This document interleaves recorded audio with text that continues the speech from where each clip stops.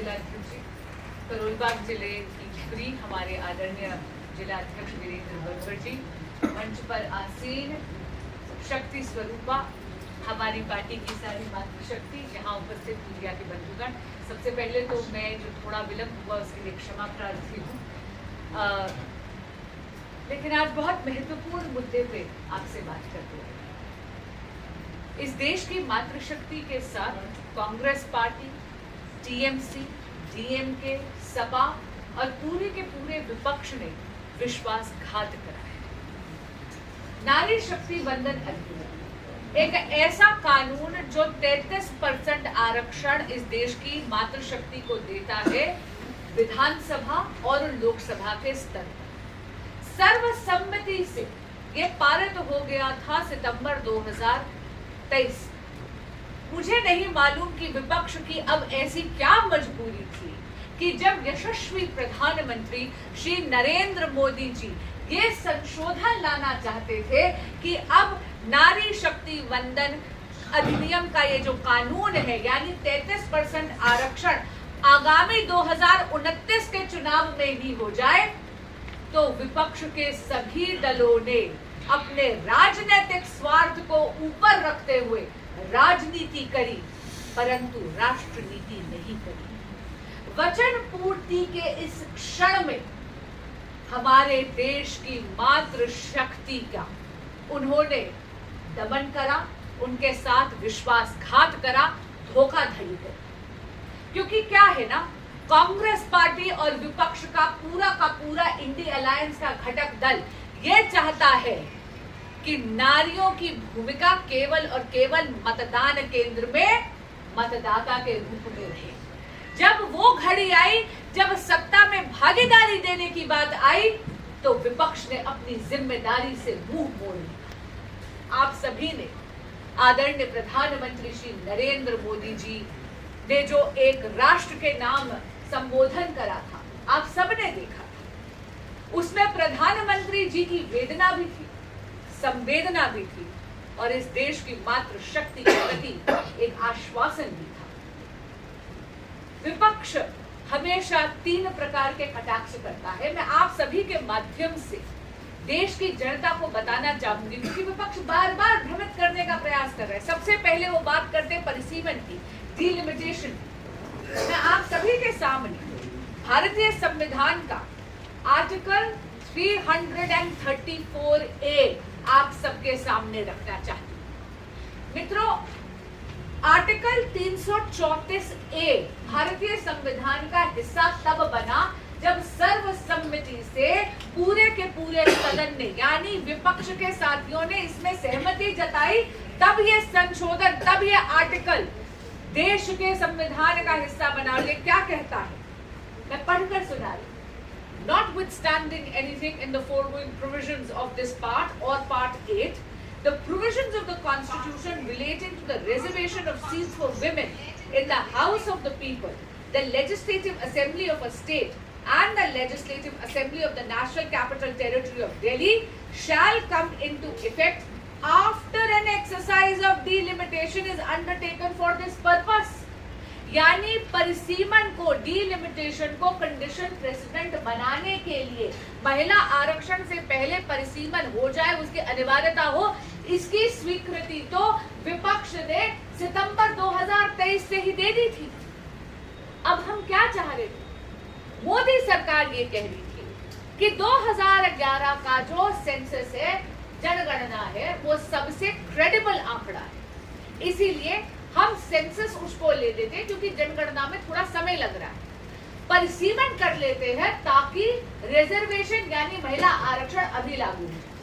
तो परिसीमन को लेके दूसरी भ्रांति जो विपक्ष फैलाता है, वो ये कहते हैं कि भाई नॉर्थ वर्सेस साउथ, कि वो दक्षिण भारत के जो हमारे राज्य हैं जिन्होंने जनसंख्या पे नियंत्रण करा है, उनका हक मारा जाएगा। ये सरासर झूठ है, सरासर गलत है। मैं आपको बताना चाहूंगी कि जो फॉर्मूला लाया जा रहा था वो था सभी राज्यों के 50% से यानी 50% सीटें बढ़ा दी जाए। इसका अर्थ है कि सभी राज्यों की अनुपात वही रहता, शेयर जो है वो वही रहता। और मैं आपको कुछ आंकड़े दिखाना चाहूंगी। सबसे पहले तमिलनाडु की बात करते हैं। तमिलनाडु में आज के दिन अगर आप देखेंगे तो टोटल 39 सीट्स 543, 50% जब हम बढ़ाते तो 59 सीट्स हो जाती। आज के दिन तमिलनाडु का 543 सीट्स में उनका वोट शेयर यानी अनुपात जो है वो बनता है 7.18%। अगर परिसीमन इस हिसाब से होता तो तमिलनाडु का हक गिरता नहीं बल्कि उनकी औसत बढ़ती, उनका प्रतिशत बढ़ता 7.18% से 7.23% होता। यानी भ्रांति फैलाई जा रही है, झूठ फैलाया जा रहा है। आपको एक और बात मैं कहना चाहूंगी, प्रधानमंत्री श्री नरेंद्र मोदी जी ने on the floor of the house सदन में खड़े होकर गारंटी दी और ये कहा कि हम किसी भी राज्य का हक नहीं कम होने देंगे, कॉम्प्रोमाइज नहीं होने देंगे। स्वयं इस देश के माननीय गृह मंत्री श्री अमित शाह जी ने ये कहा 1 घंटे का आप समय दीजिए, जिस प्रकार का संशोधन आप चाहते हैं हम आपको लिखित में भी देने के लिए तैयार हैं। लेकिन मित्रों, विपक्ष के साथियों की नीयत ही नहीं थी कि वो महिला आरक्षण को पारित होने देते और इसीलिए उन्होंने वहां पर भी खड़े होकर इस पूरे के पूरे मुद्दे को डिरेल करा और याद रखिएगा एब्स्टेन भी नहीं करा, मुखालफत में वोट दी है। इन सब दलों ने नारियों के साथ विश्वासघात करते हुए लाल बटन दबाया है। एक आखिरी बात मैं आपके माध्यम से कहना चाहूंगी, सपा के माननीय लीडर अखिलेश यादव जी ने तो गोल पोस्ट ही शिफ्ट कर दी। वो तो चाहते ही नहीं थे, उन्होंने ऐसी गैर संवैधानिक असंवैधानिक बात कर दी। वो डिमांड कोई देश की सरकार यदि न्याय संगत और धर्म संगत हुई और संविधान से चलने वाली हुई तो कभी पूरी नहीं कर सकती। उन्होंने कह दिया कि एक पर्टिकुलर समुदाय की महिलाओं के लिए आरक्षण क्यों नहीं है। माननीय अखिलेश जी भूल गए क्या कि इस देश की सर्वोच्च न्यायालय ने बार बार कहा है कि धर्म के आधार पर आरक्षण नहीं हो सकता। इसे कहते हैं अंग्रेजी में गोल पोस्ट शिफ्टिंग। आज मैं इतना जरूर कहना चाहूं कि विपक्ष के पास एक सुनहरा अवसर था इस देश की मातृशक्ति के आशीर्वाद का पात्र बनने के लिए, लेकिन उन्होंने विश्वासघात कर वो इस देश की मातृशक्ति के आक्रोश का पात्र बने। ये आक्रोश आपने दिल्ली की सड़कों पे देखा, पर ये तो केवल चिंगारी है। ये मातृशक्ति का आक्रोश पूरे भारत में प्रचंड ज्वाला की तरफ दहके। और यही नहीं, कल जो पश्चिम बंगाल में इतना बड़ा आपने वोटर टर्नआउट देखा, आप देखिएगा कि मां शक्ति की भूमि बंगाल में भी मातृ का आशीर्वाद भारतीय जनता पार्टी को मिले। मैं जानती हूँ कि आप उत्सुक हैं एक और प्रश्न पूछने के लिए, उसका जवाब मैं पहले ही दे देती हूँ। ये जो न्याय संगत बात विपक्ष नहीं करता है, जब जब नारियों का विरोध हुआ है तो हमारी संस्कृति सिखाती है, जब जब नारी का अपमान हुआ है तब तब उस व्यक्ति का और उसके राजनीतिक कुल का विध्वंस हुआ।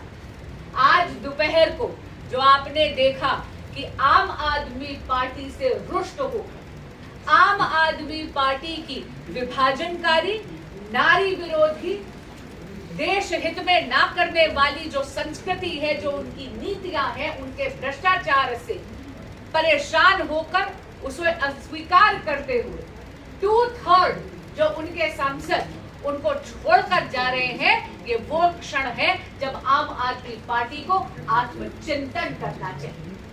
माननीय केजरीवाल जी को मैं कहना चाहूँ, आपकी दबाव की राजनीति, आपकी नारी विरोधी राजनीति, जहां आपने दिल्ली हाई कोर्ट की सिटिंग महिला जज को भी प्रेशराइज करने की कोशिश करी, उसको आप ही के पार्टी के लोगों ने अस्वीकार करा है। अगर एक संगठन महामंत्री ही उसको छोड़कर चल जाए तो उस संगठन को आत्मचिंतन करना चाहिए। इसका अर्थ है वैचारिक दिवालियापन स्पष्ट हो गया है। वो संगठन जर्जरा के भुरभुरा कर बिखर रहा।